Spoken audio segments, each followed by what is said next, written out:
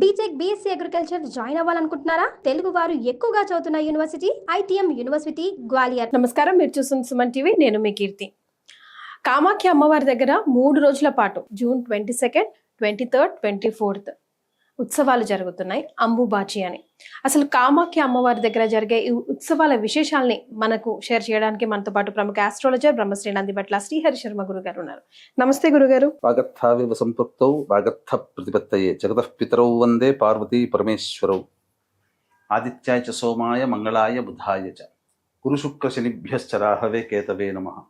శృంగేరి జగద్గురు పీఠాధిపతులకి కంచి పీఠాధిపతులకి నమస్కారములు తెలియజేసుకుంటూ కార్యక్రమాన్ని ప్రారంభిద్దాం. గురుగారు, కామాఖ్య అమ్మవారి దగ్గర 3 రోజుల పాటు జరిగే ఈ అంబుబాచి నాకు తెలిసి గత సంవత్సరం 20 నుంచి 30 లక్షల మంది వరకు విచ్చేశారు. అక్కడ ఈ 3 రోజుల పాటు ఈ జాతర లాగా సాగే దీన్ని చూడడానికి, అమ్మవారి దర్శనం చేసుకోవడానికి, మహాప్రసాదం పొందడానికి అని. ఆ విశిష్టత గురించి, ప్రాముఖ్యత గురించి ఒకసారి తెలుసుకుందాం గురుగారు. కామాఖ్య అమ్మవారు ఉన్నటువంటి అష్టాదశ శక్తి పీఠాలలో చాలా శక్తివంతమైనటువంటిది, ప్రత్యేకమైనటువంటి స్థితి కలిగినటువంటిది, మరీ ముఖ్యంగా మహిమాన్వితమైనటువంటి కూడా చెప్పవచ్చు. ఈ అమ్మవారి యొక్క శక్తిపీఠం యొక్క వృత్తాంతం గనక క్లుప్తంగా తెలియజేసే ప్రయత్నం చేస్తాను. తండ్రి దక్షుడు, సతీ అమ్మవారు అంటే పార్వతీదేవి. ఆ తండ్రి చేస్తున్నటువంటి యజ్ఞానికి పిలవని పేరంటంలా భర్త వద్దని చెప్పినా కానీ తన తోటి చెల్లెళ్ళు వెళ్తున్నారు, నేను కూడా వెళ్తానని చెప్పి వెళ్ళడం, అక్కడ పిలవని దానికి ఎందుకు వచ్చామని చెప్పి అందరి చేత అవమానాలు పాలవడం జరిగిన తర్వాత భర్త వినకుండా వచ్చినందుకు నాకు తగిన శాస్తి జరగాల్సిందే, ఇక నా భర్తకి నేను మొహం చూపించలేను అనే భావంతో కలిగి యోగాగ్నిని రగిలించుకొని శరీర త్యాగం చేసింది. ఈ వార్త తెలిసినటువంటి పరమేశ్వరుడు ఆగ్రహాన్ని పొంది అప్పుడు తన జటాజూటం నుంచి వీరభద్రుని సృష్టించాడు. వీరభద్రు సృష్టికి కార్యక్రమమే దక్షయజ్ఞ సంహారము, దక్ష సంహారం. ఆ విధంగా ఈ దక్షుడు సంహారం అనేటువంటిది వీరభద్రుడు చేశాడు. దక్షయజ్ఞ సంహారం కూడా జరిగిపోయింది. ఇందులో ముఖ్యంగా మనకు రవిచంద్రులు ఇద్దరు కూడా విశేషంగా ఉంది. ఈ రవిచంద్రుల్లో సూర్యుడిని తన యొక్క కరావలముతో కొట్టగా ఆ దవడలు పగిలిపోతాయి. అందువల్ల ఆయనకి దవడలు ఉండవు సూర్యుడికి. అందుకే ఎప్పుడు ప్రసాదం పెట్టినా బాగా ఉడికించినటువంటి పాయసమే పెడతారు, గోధుమ పాయసం. చంద్రుడిని ఇష్టం వచ్చినట్టు కొడతాడు, రక్తాలు కారుతాయి, ఇక శరీరం బొబ్బలెక్కుతుంది. ఆ బాధ తట్టుకోలేక ఈశ్వరుని ఉపాసిస్తే ఆ ఈశ్వరుణ్ణి ఉపాసించిన రోజున అతనికి మళ్ళీ తిరిగి పునర్జీవితుడయ్యాడు. కాబట్టి అది సోమవారము అమావాస్య అయింది కాబట్టి సోమవతి అమావాస్య ఆ యొక్క చంద్రుడి నుంచి వచ్చింది. ఇది దక్షయజ్ఞ సంహారం ద్వారా కలిగింది.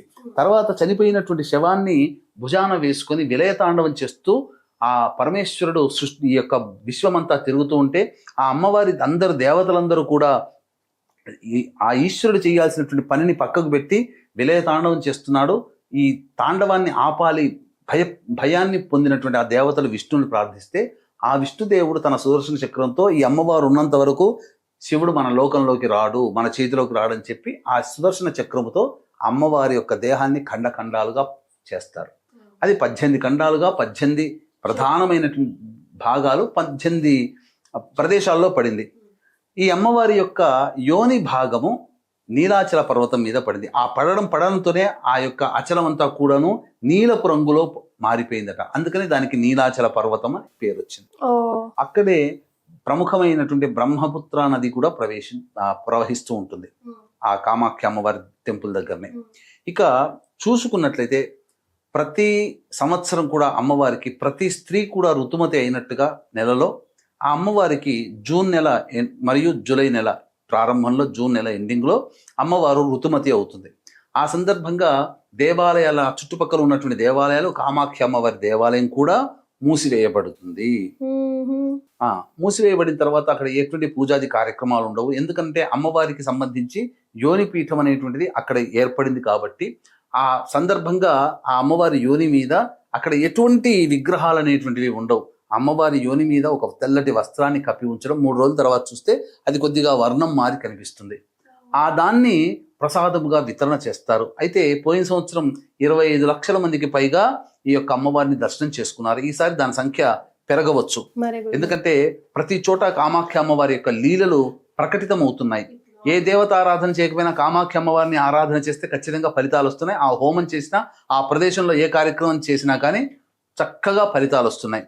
కాబట్టి ఈ సందర్భంగా కార్యక్రమాలు అనేటువంటివి ఆ 3 రోజుల పాటు ఎలాంటి కార్యక్రమాలు అంటే మొత్తం గుడి తలుపులన్నీ మూసివేస్తారు కాబట్టి అప్పుడు ప్రధానంగా ఆ గుడి వెలుపలనే ఆధ్యాత్మికవేత్తలు తాంత్రికవేత్తలందరూ కూడా గుమికూడి తమ యొక్క జ్ఞానాన్ని అందరికీ పంచుతారు. పూజాది కార్యక్రమాలు జరుగుతూ ఉంటుంటాయి. ఈ 3 రోజులు కూడా అక్కడ ఆ యొక్క ప్రదేశాల్లో నివసించేటువంటి ఎవ్వరూ కూడా బ్రహ్మచారులైనా బ్రాహ్మణులైనా వితంతులైనటువంటి స్త్రీలని వడ్డించినటువంటి పదార్థాన్ని తీసుకోరు. బ్రహ్మచర్య వ్రతాన్ని ఆచరిస్తారు. 4వ రోజు తలుపు తెరుస్తారు. ఆ తలుపు తెరవగానే జరిగేటువంటిది ఏంటంటే అక్కడ అమ్మవారి యొక్క శక్తి ఉంటుంది కాబట్టి ఆ శక్తి సందర్భంగా అంటే మీకు చెప్పాలి అంటే ఇంద్రుని యొక్క శాప ప్రభావం వలన స్త్రీలు ప్రతి నెల ఋతుమతి అవుతున్నారు. అంటే ఈ ప్రతి నెల ఋతుమతి అయిన తర్వాత స్త్రీలకి పవిత్రత చేకూరుతుంది. పురుషుడికి ఆ శక్తి లేదు, ఆ యోగం లేదు. ఋతుమతి అయిన తర్వాత వెంబడే పవిత్రతను పొందుతుంది స్త్రీమూర్తి. కాబట్టి ఈ ఋతుమతి అయిపోయినటువంటి 4వ రోజున 5వ రోజున కనుక దర్శనం చేసుకుంటే అమ్మవారిలో కోల్పోయిన శక్తులు మళ్ళీ అమ్మవారిలో తిరిగి పునరుజ్జీవితం అవుతాయి. కొన్ని అద్భుత శక్తులు కలుగుతాయి. కాబట్టి ఆ సందర్భంగా దర్శనం చేసుకున్నటువంటి వ్యక్తులకి కొంత జాతకరీత్యా ఉన్నటువంటి దోషాలు కూడా తొలగిపోతాయి. అది మనకు చెప్పబడి ఉంది. కాబట్టి చక్కగా ఆ యొక్క సందర్భంగా అక్కడ ఆ కార్యక్రమంలో మనం వాళ్ళందరూ ఎంతో మంది వెళుతుంటుంటారు. 4వ రోజు 5వ రోజు సందర్శన చేసుకోవడం. కాకపోతే వీక్షించేటువంటి ప్రేక్షకులు వృద్ధులైనటువంటి వాళ్ళు, పసిపిల్లలతో ఉన్నటువంటి వాళ్ళు వెళ్ళడానికి ప్రయత్నం చేయకండి. పర్వత కింద నుంచి పైకి ఎక్కడానికి మెట్లు మార్గమే తప్ప రోడ్డు మార్గం మూసేస్తారు. మన కుంభమేళాలోగా ఎలాగైతే మూసేశారో చాలా మటుకు దూరం నుంచి అదే విధంగా ఉంటుంది. పైగా దర్శన భాగ్యం కలగడానికి చాలా కష్టం అవుతుంది. మరి అంటే 20 లక్షలు 30 లక్షలు అంటే ఎక్కడి నుంచి అవుతుందమ్మా? ఒక్క రోజులో కాని పని. పైగా ఈ సంబంధించినటువంటి వస్త్రము అనేటువంటిది అమ్మవారి వస్త్రం అని చెప్పి చుట్టుపక్కల ఉన్నటువంటి షాపులు అన్నింటిలో కూడా అమ్మేస్తుంటారు. అంటే మీకు ఎలాంటి చెప్పాలని అంటే ఇప్పుడు అమ్మవారికి వెంకటేశ్వర స్వామి దేవాలయంలో ప్రతి శుక్రవారం నాడు వ్యూహలక్ష్మి హృదయం మీద ఉంటుంది. దానికి గంధం అద్దుతారు, మళ్ళీ శుక్రవారం నాడే తీస్తారు. అది వారానికి ఒకటి, సంవత్సరానికి ఎన్ని వస్తాయి? 54. నెలకి 4 వారాలు అంటే 12 48. ఇంకో 2 వారాలు కలుపుకున్నా 54 వస్తాయి. 54 మాత్రమే సంవత్సరానికి వస్తాయి. ఇప్పుడు ప్రతి ఇంట్లో అవన్నీ ఉన్నాయి, లక్షల ఇళ్లలో ఉన్నాయి. ఎక్కడి నుంచి వచ్చాయి? చుట్టుపక్కల వారు అచ్చు తయారు చేసి అమ్ముతున్నారు. తిరుపతిలోనైనా కానీ ఒరిజినల్ కూడా ఉంటాయి, కానీ అతి కొద్ది మందికి మాత్రమే, అది విఐపీలకి మాత్రమే దొరుకుతుంది. అలాగే అమ్మవారికి కప్పబడినటువంటి వస్త్రము దగ్గర ఉంటే కనుక అద్భుతం అన్నమాట. అసలు ఆ వ్యక్తి, ఆ అమ్మవారి వస్త్రం ఉన్నటువంటి వ్యక్తి ఇంట్లో అసలు ఏ ప్రయోగ బాధలు అంటుండవు, భూత ప్రేత పిశాచ బాధలు కూడా ఉండవు. ధనము వృద్ధి కలుగుతుంది, సకల కార్యాలలో దిగ్విజయాన్ని పొందుతారు. అన్నిటికంటే ప్రధానంగా ప్రశాంతకరమైన జీవితాన్ని.